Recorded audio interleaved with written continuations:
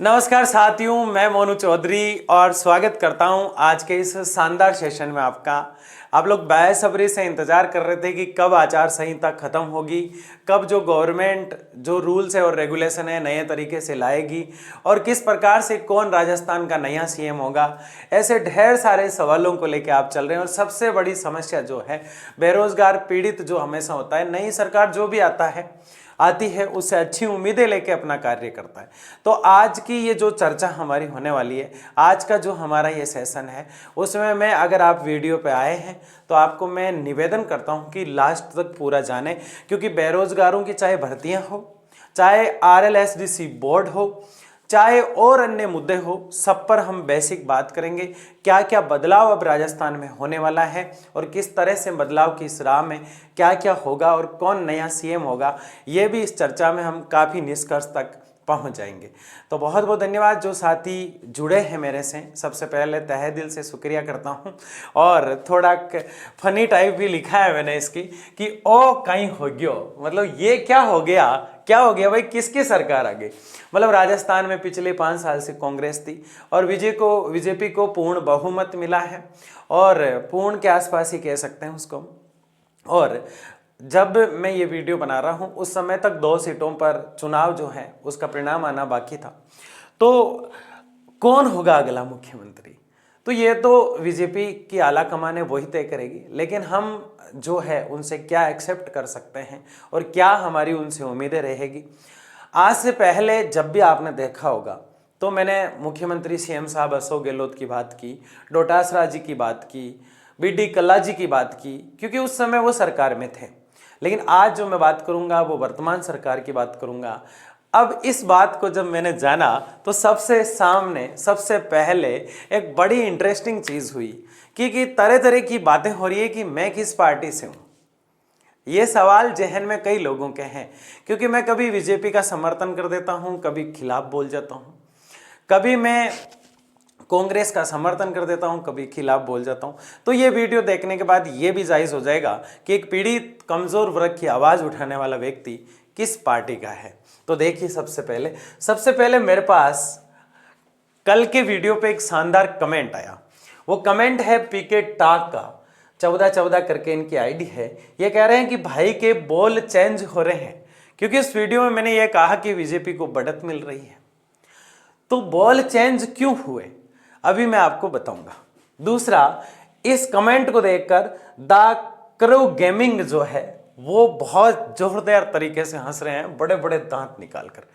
लेकिन आज मैं जो बात करने वाला हूं, किस प्रकार से भर्तियां आएगी, किस प्रकार से हमारा काम होगा, और मोस्टली जो मैं बात करूंगा वो आरएलएसटीसी बोर्ड को लेके सबसे लास्ट में बात करूंगा कि हमें अब आगे की प्लानिंग क्या करना है और किस प्रकार से आरएलएसटीसी बोर्ड को हमें धरातल पे लाने के लिए प्रयास करने पड़ेंगे।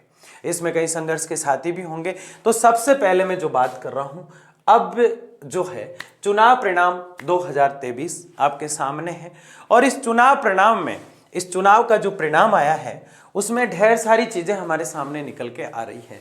लेकिन सवाल हमारे जहन में जो उड़ रहे हैं या चल रहे हैं वो ये है कि आज भारतीय जनता पार्टी जो है वो सत्ताधीन हो चुकी है। क्या हो चुकी है? सत्ताधीन हो चुकी है। और इस सत्ताधीन के इस सफर में भारतीय जनता पार्टी के सत्ता में आने से हमें क्या लाभ होगा, क्या नुकसान होगा, ये सारी बात हम करेंगे। आज भारतीय जनता पार्टी सत्ताधीन हो चुकी है, अब क्या होगा कांग्रेस की योजनाओं का सबसे पहला सवाल ये। तो इसके लिए एक बेसिक सवाल है मेरे पास। जब माननीय प्रधानमंत्री नरेंद्र मोदी जी का आगमन जयपुर हुआ था चुनावी रैली के माध्यम से, तब उन्होंने कहा था कि कांग्रेस की जो घोषणाएं हैं वो निरंतर चलती रहेगी। अब उस पर अमल कितना हो पाएगा, बेरोजगारों से संबंधित बातें कितनी हो पाएगी, ये तो आने वाले समय में ही पता चलेगा। लेकिन सबसे बड़ी बात ये उन्होंने कही थी कि जो कांग्रेस की जो योजनाएं हैं वो जैसे पहले चला करती थी उस तरह से निरंतर चलेगी। दूसरा सवाल ये उठता है हमारे माइंड में, क्या बीजेपी चुनेगी नहीं रहा? बेरोजगार पीड़ित जैसा आरएलएसटीसी बोर्ड है, ऐसे जो विभाग है उनको आगे लाने का काम, या फिर सरकारी संस्थाओं को बढ़ाने का काम, या फिर सरकारी नौकरियां लाने का काम आप अच्छे से जानते हैं। क्या बीजेपी चुनेगी राह? आगे की रणनीति क्या होगी? मैं जिस पीड़ित वर्ग की आवाज लड़ रहा हूं, चाहे वो आरएलएसटी बोर्ड है, चाहे वो नई नई भर्तियां हैं, उनके लिए क्या रणनीति होगी और बीजेपी की क्या रणनीति होगी, इस पे भी हम बात करेंगे। और ये मैंने एक फोटो जैसे डाला है, ये आपको पता चलने वाला है कि किस पार्टी से हूं मैं, किसी पार्टी का नहीं हूं, यह आप अभी देख लेंगे। क्योंकि पीड़ित और बेरोजगार की आवाज उठाने के लिए हमेशा उस पार्टी से जुड़ना पड़ता है और ऐसे लोगों से मैं हमेशा कनेक्ट रहता हूं। तो ये माननीय पूर्व शिक्षा मंत्री वासुदेव देवनानी जी हैं, जो अजमेर उत्तर से अभी पहले भी विधायक थे और आज कल मतलब पिछला जो रिजल्ट आया कल उसमें और विधायक बने हैं, और उम्मीद है कि ये शिक्षा मंत्री होंगे। तो मेरा सबसे ज़्यादा काम इनसे रहेगा क्योंकि एजुकेशन के मुद्दे उठाता हूं। तो माननीय वासुदेव देवनानी जी जो शिक्षा मंत्री थे पहले बीजेपी में, आज से 5 साल पहले, वापिस उन्हें कोई भी किसी भी प्रकार का मंत्री बनाया जाता है तो बेहद अभी 3 या 4 दिन पहले की बात है, रात को 2 बजे किसी बहुत करीबी व्यक्ति के पिताजी की डेथ हो गई थी और रात को 2 बजे वो डेड बॉडी नहीं दे रहे थे बिना पोस्टमार्टम के। तो ऐसा इश्यूज आया, तो रात को 2 बजे मैंने इन्हें कॉल किया और इन्होंने उस मैटर को सॉर्ट आउट कराया। तो मुझे जब कोई व्यक्ति रात को ही मेरे लिए खड़ा रहता है तो मैं भी इनके लिए खड़ा रहता हूँ।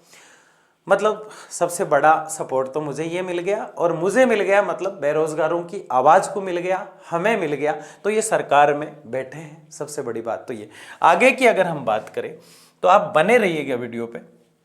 हाँ, संघर्ष का साथी कौन होगा इस लड़ाई में?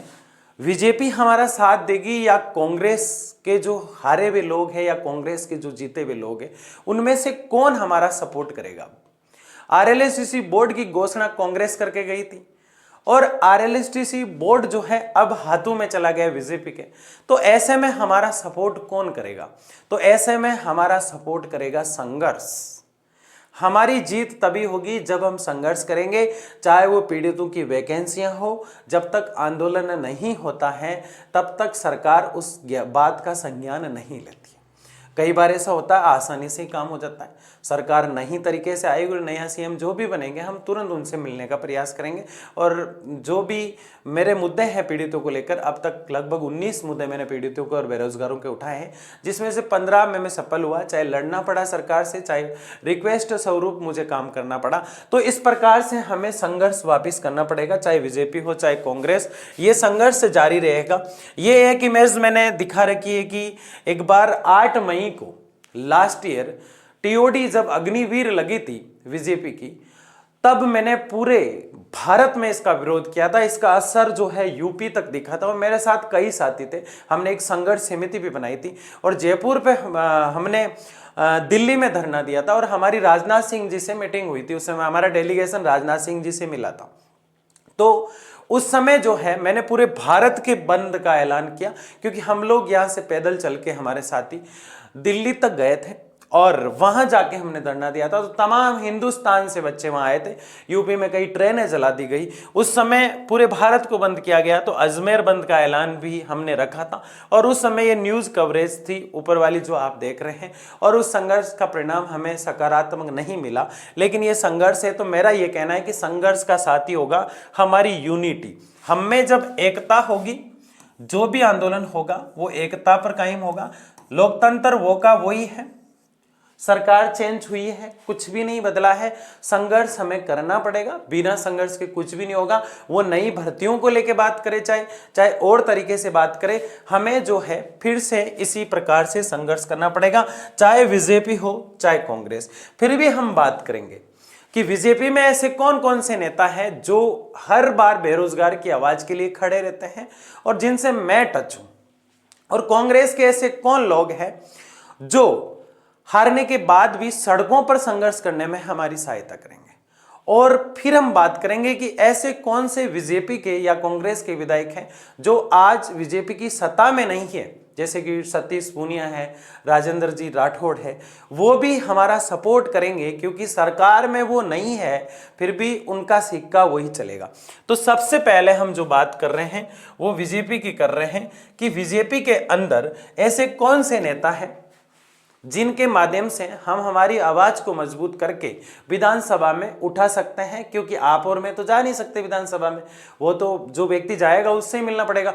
तो बीजेपी के कौन लोग हैं? पहले हमने वासुदेव देवनानी जी के बारे में चर्चा की थी, लेकिन अब मैं जो बात कर रहा हूं वो अनीता जी बघेल के बारे में कर रहा हूं, जो पहले विधायक थे बीजेपी से और कल और विधायक बन गए। और पिछली जो बीजेपी की सरकार थी उसके अंदर ये महिला मंत्री हुआ करते थे, और मंत्री पद इनको मिलना ही है। आगे जो पद मिलता है वो तो सरकार ही डिसाइड करेगी, लेकिन ये हमेशा मेरे लिए खड़े रहते हैं। और आपने कुछ दिन पहले मेरे चैनल पे एक वीडियो देखा होगा, जयपुर में एक प्रोटेस्ट कर रहा था, उस प्रोटेस्ट में ये बीजेपी के विधायक थे और मैं कांग्रेस से लड़ाई लड़ रहा था उस समय।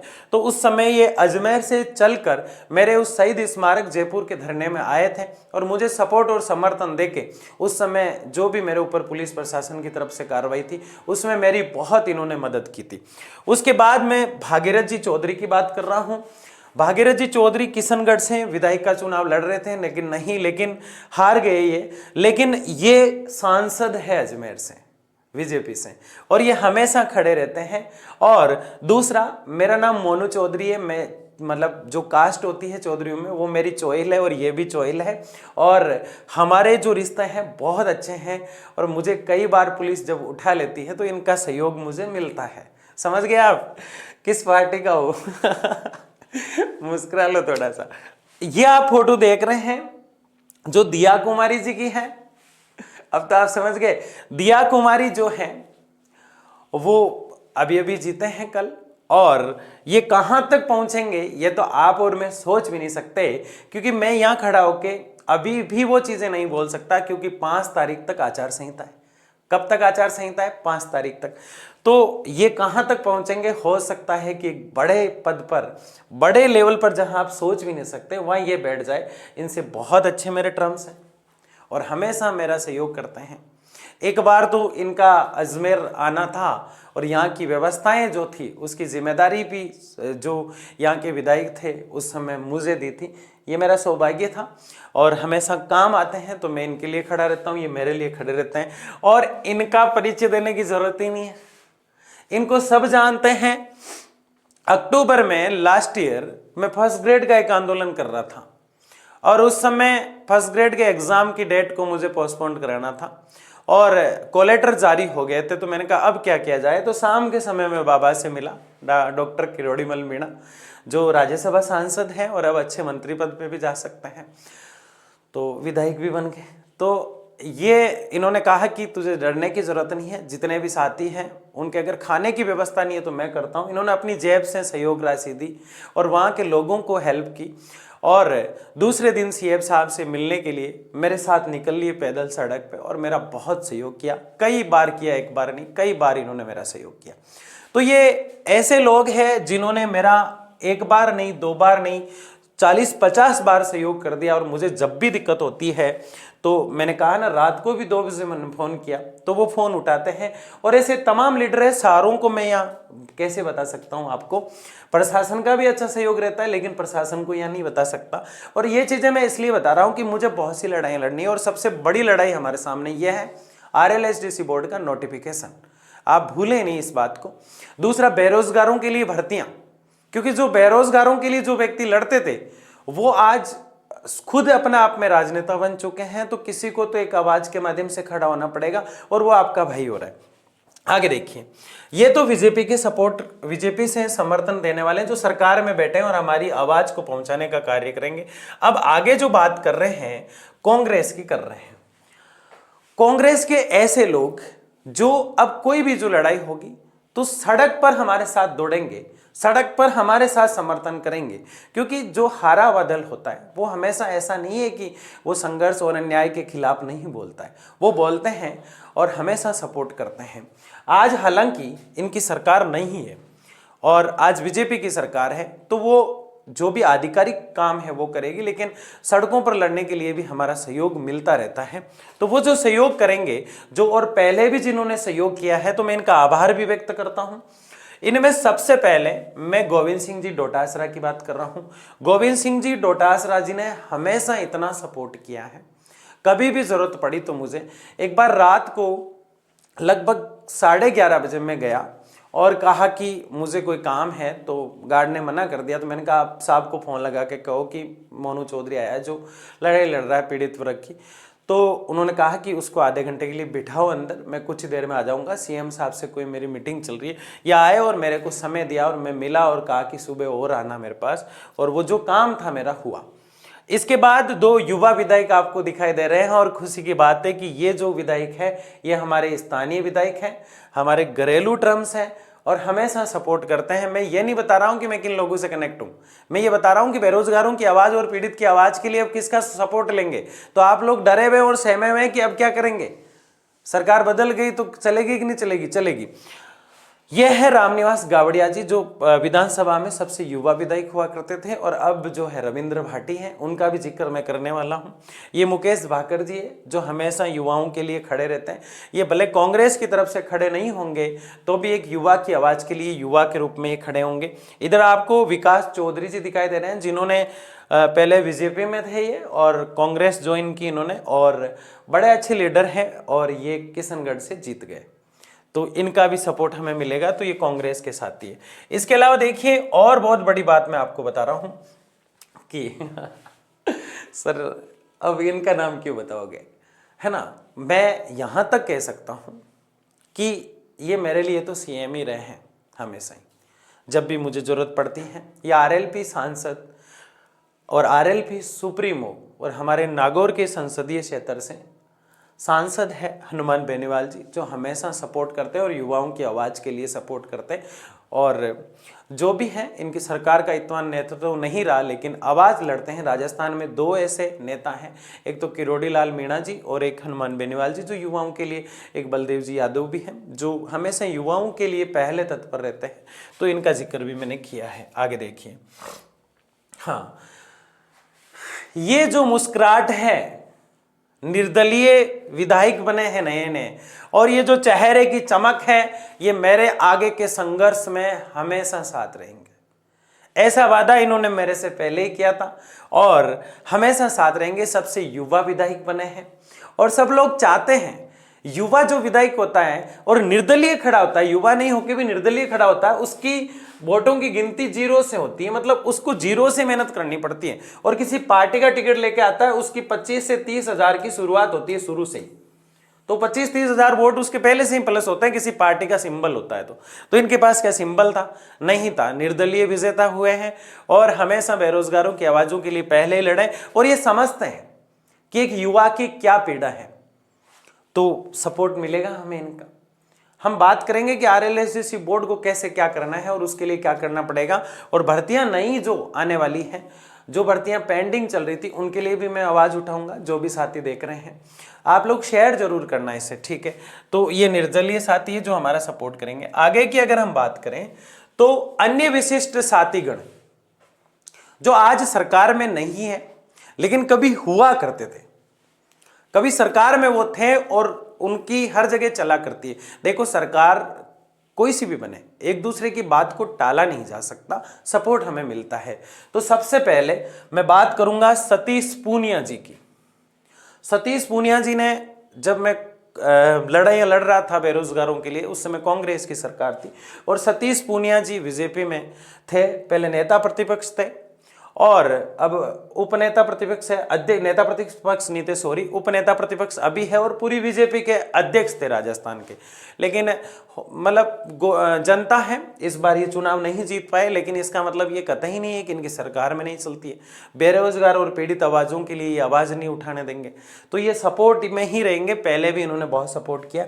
दूसरी मैं और बड़ी बात कर रहा हूँ राजेंद्र जी राठौड़ की, जो नेता प्रतिपक्ष थे और बहुत अच्छे लीडर हैं। इन्होंने हमेशा सपोर्ट किया है। देख रहे हैं आप, मुझे जब भी जरूरत पड़ी बेरोजगार और पीड़ित के लिए, इन्होंने हमेशा सपोर्ट किया है। तो मैं आपको ये बताना चाह रहा हूँ कि आगे भर्तियाँ जो हैं उनकी आवाज़ हम किस माध्यम से उठाएंगे। मैं पूरा आपको खाका बता रहा हूँ कि कैसे हमें संघर्ष करना है और कैसे हम जीतेंगे हर भर्ती के लिए और हर चीज़ के लिए, क्योंकि नई सरकार है और हम रिक्वेस्ट स्वरूप काम करेंगे, और जो है जैसे भी काम हो हम करने का प्रयास करेंगे। ये रघु शर्मा जी है जो कैकड़ी से विधायक थे। ये अब सत्ता में नहीं रहे, कांग्रेस से थे, फिर भी इनका सपोर्ट जो है बेरोजगार और पीड़ित व्यक्ति के लिए हमेशा हमें मिलेगा। ये नसीम अख्तर जी जो कांग्रेस में पहले शिक्षा मंत्री हुआ करते थे और उपाध्यक्ष थे कांग्रेस के, गोविंद सिंह डोटासरा जी अध्यक्ष थे। तो इनका हमेशा सपोर्ट रहा है। एक बार मुझे सीएम साहब अशोक गहलोत जी से मिलना था, तो इन्हीं ने मुझे मिलाया था कि बच्चों की आवाज़ लेके आया है, इनसे डिज़ायर कर रही हूँ मैं इसको, तो आप मिले इनसे। तो बहुत ही अच्छा नेतृत्व रहा है। जनता जनार्दन होती है, जो भी रिजल्ट रहा है। ये इस बार नहीं जीते हैं, लेकिन इन्होंने सपोर्ट किया है, तो मैं इनका आभार व्यक्त करता हूँ और दिल से करता हूँ। कई साथी मेरे ऐसे युवा भी थे जो चुनाव लड़ रहे थे, वो नहीं जीत पाए। वो हमेशा सड़कों पे संघर्ष करने में हमारे सहयोगी रहेंगे। आगे अगर मैं बात करूं तो संघर्ष जो है हमें जारी रखना पड़ेगा। हमारा संघर्ष एवं आगे की रणनीति RLSDC बोर्ड को क्या रहने वाली है, इस पे हम अब चर्चा करने वाले हैं और आगे हम क्या क्या करने वाले हैं, ये सारी बात हम करेंगे। ये आप संघर्ष देख रहे हैं जो युवा और पीड़ित बेरोजगारों ने मिलकर किया है हमेशा और सफल हुए। इस संघर्ष में आप देख रहे हैं कि कई बार अलग अलग माध्यमों से भी उलझना पड़ता है। कई बार सरकार बात को लेट समझती है तो पिटाइयाँ भी हो जाती है, सारी चीज़ें हो जाती हैं। और ये न्यूज़ चैनल के कुछ इमेजेस हैं जो हमारा हमेशा न्यूज़ चैनल यानी कि मीडिया जो है हमेशा साथ देता है। और ऐसे मीडिया कर्मी भी है जिन्होंने रात दिन मुझे सपोर्ट किया है। जब प्रशासन उन्हें यह कह देता था कि आप कुछ देर के लिए साइड में हो जाइए, हम इनसे अलग तरह से बात करेंगे। अलग तरह से आप समझ रहे हो कैसे बात की जाती है ना, मारना पीटना, आंदोलन को दबाना, तभी मीडिया कर्मी खड़े रहे। तो ऐसे मीडिया कर्मी भी रहे हैं और उसमें सरेरा न्यूज़ वगैरह, MTTV राजस्थान, ETV न्यूज़, सब न्यूज़ चैनल का सपोर्ट मुझे रहा है शुरू से। तो अब RLSDC बोर्ड पर हम किस तरह से नोटिफिकेशन के लिए प्रयास करेंगे, इसका नोटिफिकेशन अब हम कैसे जारी करवाए, यह आचार संहिता जो है अभी 5 तारीख तक है। नोटिफिकेशन जारी कराने के लिए हमें क्या संघर्ष करना पड़ेगा, इस पे अब हम पूरी बात करेंगे और बहुत अच्छे से हम इस पे डिस्कस करेंगे। अब तो समझ गए मैं किस पार्टी का हूँ।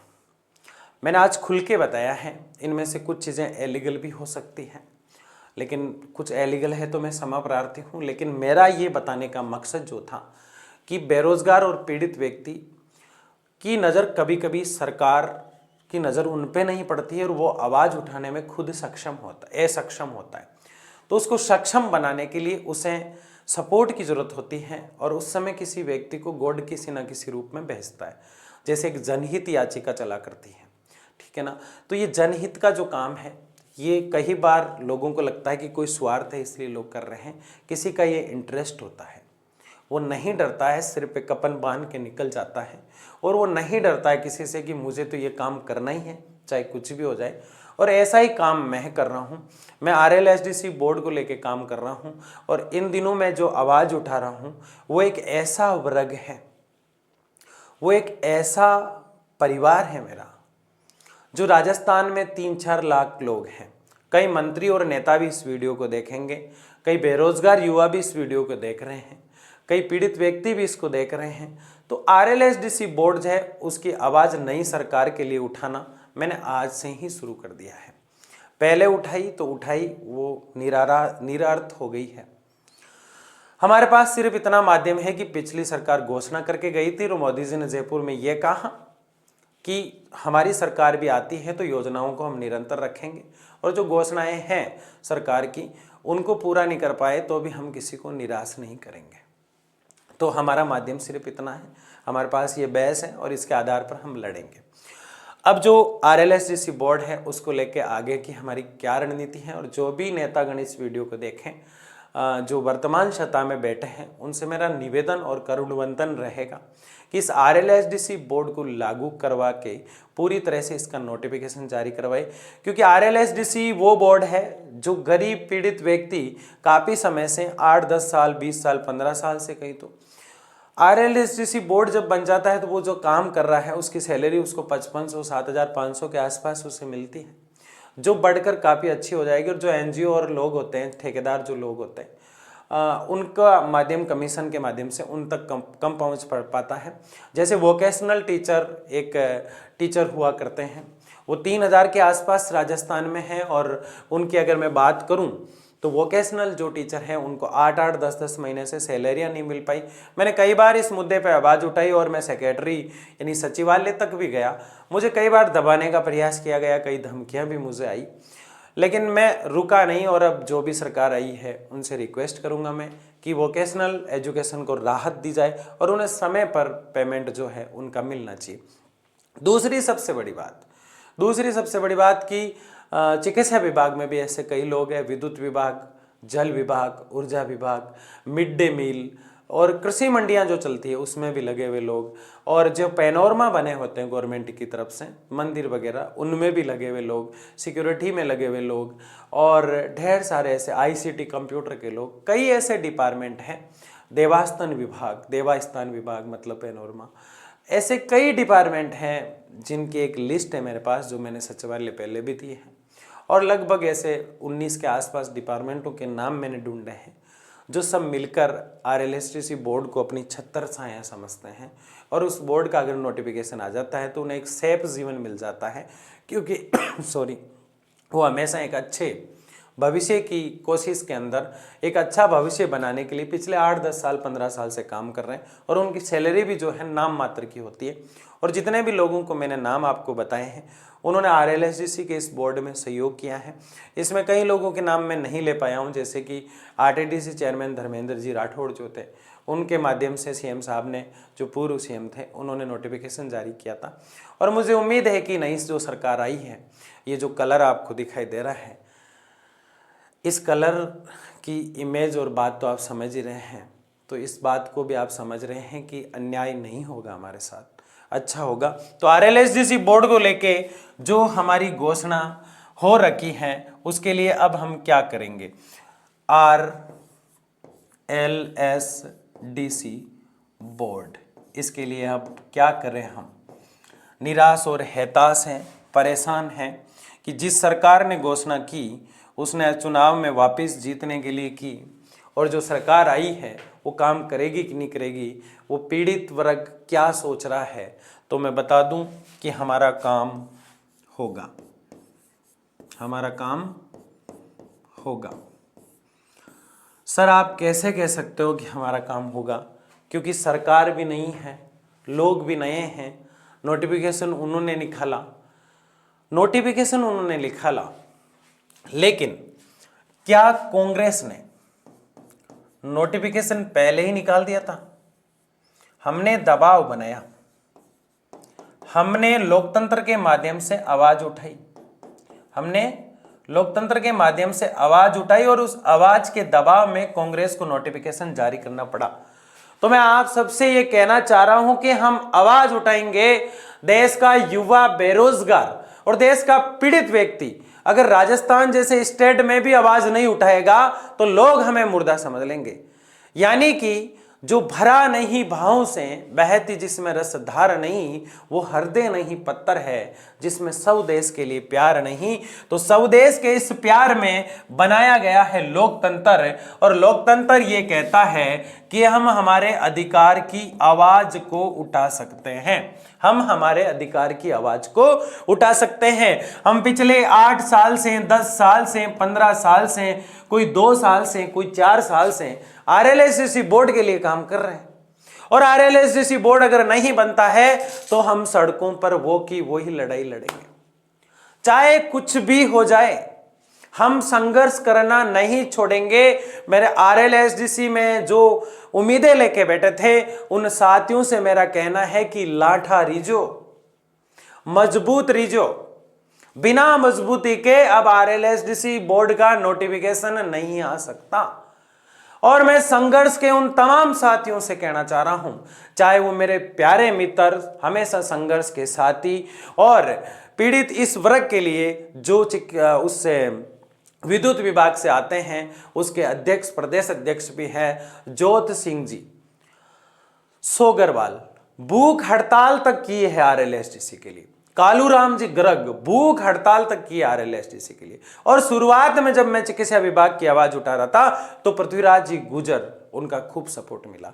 मैं अब कह रहा हूं कि अब अगर सारे यूनियन के लीडर एक यूनियन बना के एक संयुक्त यूनियन के नीचे आ जाए तो आरएलएसडीसी को रोकने से और नोटिफिकेशन आने से पहले आने से कोई नहीं रोक सकता। आरएलएसडीसी की नोटिफिकेशन जो है अब युवा शक्ति, अब पीड़ित जो वर्ग है वो उसकी यूनिटी पे डिपेंड करेगी। इतना सिंपल नहीं रहा है जितना सिंपल आप मानते हैं। जिस सरकार ने घोषणा की थी जीतने के लिए की थी, आती तो करती या नहीं करती वो एक अलग बात थी। नई सरकार है, कानों में बात डालेंगे, कैसे काम करेगी ये तो मुझे नहीं पता, लेकिन हम जब मजबूती के साथ आवाज उठाएंगे तो नई सरकार है तो भी काम करना पड़ेगा। किसी सरकार का नहीं मैं हूं नहीं आपको रहना है। अब वो दौर बीत चुका है जब हम किसी का भी झंडा लेके भाग रहे थे। कांग्रेस जब थी तो कांग्रेस से लड़े थे हम, कांग्रेस का हाथ सिर पे नहीं था, लड़के हमने जारी करवाया था नोटिफिकेशन। वैसे ही इस सरकार से प्रार्थना स्वरूप कहने का प्रयास 5 तारीख को आचार संहिता खत्म और 6 से शुरू हो जाएगा। सचिवालय 8-9 तारीख को मेरी मीटिंग है, मैं मिलने वाला हूं उनसे, और उसके बाद हमारा संघर्ष शुरू हो जाएगा 6 तारीख से और हमें मजबूती दिखाना है। मैंने 1.5 महीने से ठेका कर्मी जितने भी है अलग अलग डिपार्टमेंट के, उन्हें जोड़ने का प्रयास किया है, उन्हें जोड़कर एक साथ लाया हूं मैं। बहुत ताकत और मेहनत लगी है मुझे। अब आपको प्रत्येक ठेका कर्मी को अपने साथियों को जोड़ना है और इस वीडियो को शेयर करना है। मैं चाहता हूं कि राजस्थान के लगभग 2.5 लाख जो ठेका कर्मी हैं, चाहे वो किसी भी डिपार्टमेंट के हैं, उस प्रत्येक व्यक्ति के मोबाइल में इसका लिंक होना चाहिए वीडियो का। चाहे वो बात को समझे या ना समझे, उसके सामने ये बात जानी चाहिए। अभी मैं रीट कार्यालय गया 2 दिन पहले, वहां जो लोग लगे हुए उनको पता ही नहीं आरएलएसडीसी क्या है। ऐसे कई डिपार्टमेंट है जिनको पता नहीं है। अब जब हम पता ही नहीं आते लोगों को कि आरएलएसडीसी बोर्ड क्या है, जब हम जानते ही नहीं इसका नोटिफिकेशन जारी हो सकता है या नहीं हो सकता है, जब हम जानते ही नहीं इसके लिए क्या करें, तो फिर क्या करेंगे। इसलिए मैं आपसे कह रहा हूं कि मैं किस सरकार से हूं, आप किस सरकार से हैं, कौन किस सरकार से हैं। हम तो जो सरकार रही है उसे लड़ते आए हैं, उसे झगड़ते आए हैं, उसके सामने गिड़गिड़ाते आए हैं। हमें गिड़गिड़ाना भी होगा, हमें लड़ना भी होगा और हम संघर्ष करेंगे और हम जीतेंगे। आज सबसे मेरा यह कहना है, एक मजबूत बन जाओ, एक यूनिटी बना लो, एक एकता बना लो। जितने भी संगठन के साथी हैं, जितने भी अलग अलग संगठन राजस्थान में चल रहे हैं, जो पीड़ित वर्ग के लिए चल रहे हैं, साथ आओ, किसी का नाक नहीं कट जाएगा। एक संयुक्त संगठन बनाओ और हमेशा इन लोगों की आवाज को उठाओ। मैं जब इस प्रकार से सोशल मीडिया पे बोल सकता हूं तो मुझे भी ऐसा लगता है कि यार मैं ऐसा क्यों कर रहा हूं जब कोई नहीं कर रहा है। फिर मैं देखता हूं कि कुछ लोग खड़े होते हैं जो भूख हड़ताल तक कर देते हैं। फिर मैं देखता हूं कि कुछ लोग ऐसे भी हुए जिन्होंने 23 साल की उम्र में अपनी जान दे दी। मैं तो और भी बहुत ज्यादा है इसका। इसलिए मैंने संघर्ष करने की ठानी है और ये मैं नहीं, आप सब बोल रहे हैं। ये बेवकूफी भरा माहौल खत्म कर दो मेरे आरएलएसडीसी के भाइयों। अब झंडे उठाने बंद कर दो। जो भी सरकार होगी उसे प्रार्थना करना है और जरूरत पड़ी तो सड़कों पर उतरना है। ये अब शुरू कर दो। बिना सोचे समझे उस बच्चे ने कमेंट किया, कोई दिक्कत नहीं है, मुझे गालियां दो, कोई दिक्कत नहीं है। आरएलएसडीसी बोर्ड जारी होना चाहिए, आरएलएसडीसी बोर्ड का नोटिफिकेशन आना चाहिए। ऐसा ना हो कि एक ऐसा आदेश निकल जाए जिसमें हम निराश हो जाएं। अब कुछ लोग कहेंगे, नीचे कमेंट में देख सकते हैं आप जाके, ये जिंदाबाद, वो जिंदाबाद, ये वो वाला मुर्दाबाद, ये फलाना। इनमें कुछ नहीं है, खत्म हो चुका है वो दौर। जिसकी जान जानी है, जिसकी चली गई, आनी है, उसकी आ गई सरकार। अब लड़ना है हम लोगों को। इसलिए आप लोगों से मैं प्रार्थना और निवेदन कर रहा हूं, मेरे ठेका कर्मियों और शिक्षित बेरोजगारों, कि अब हमें जो है संघर्ष की लड़ाई में कदम से कदम मिला के चलना है और नए सीएम जो भी बने हमें उनसे जल्दी मिलना है और ये काम मैं करूंगा। लेकिन मैं जब करूंगा इस काम को, जब मुझे इस वीडियो से ये लग जाएगा कि वास्तव में राजस्थान का ठेका कर्मी मेरे साथ है। मैं टीचर हूं, आप सब जानते हैं, और मैं अपने काम से 20-20 दिन की, 15-15 दिन की कैसे छुट्टियां लेता हूं ये मैं ही जानता हूं। और मैं दौड़ता हूं, भागता हूं। तो पुकारा जब जाए आपको तो आना आपको भी है, और जब तक हम जीते नहीं तब तक जो है इसे हार नहीं मानना है, और जीतने के लिए संघर्ष करना पड़ेगा। पहले ही हारा हुआ मानना बहुत गलत हो जाता है, हमें जीत के दिखाना है। संघर्ष की इस राह में चलना और भी कठिन होगा, संघर्ष के इस रास्ते पे चलना और भी मुश्किलें बढ़ाएगा, लेकिन हारना मत तू मेरे यार, मेरे भाई और मेरी बहन। तुम्हारा भाई साथ है, देश के तमाम लोग हमारे साथ हैं जो पीड़ित और बेरोजगार की आवाज के लिए अब विधानसभा में गूंजेंगे राजस्थान के कई नेता। और जो कम से कम मैं पिछले इलेक्शन के इस माहौल में किसकी सरकार आएगी ये कोई नहीं जानता था, मैं सारे नेताओं से मिला जो 40-50 है, उनमें से आज लगभग 11 लोग विधानसभा में बैठे हैं, और जो हमारी आवाज को मजबूती से वहां रखेंगे कि इस RLSDC बोर्ड को लागू करो, और उनसे मैं लगातार टच में आने का प्रयास कर रहा हूं, लगातार प्रयास कर रहा हूं। आप लोग मेरे साथ है कि नहीं है, इस वीडियो से मुझे पता चल जाएगा। ये वीडियो मैंने बड़े इंतजार के साथ बनाया है, बड़ी बेसब्री और बड़ा इंतजार किया मैंने इस आचार संहिता और इस इलेक्शन के दौर के खत्म होने का। मेरा खून उबाल ले रहा था कब नई सरकार आए और कब इन पीड़ितों के लिए मैं काम करके इनका RLSDC बोर्ड जारी कराऊं। जय हिंद साथियों, मिलते हैं अगले किसी वीडियो में, तब तक के लिए धन्यवाद। जय हिंद, जय भारत।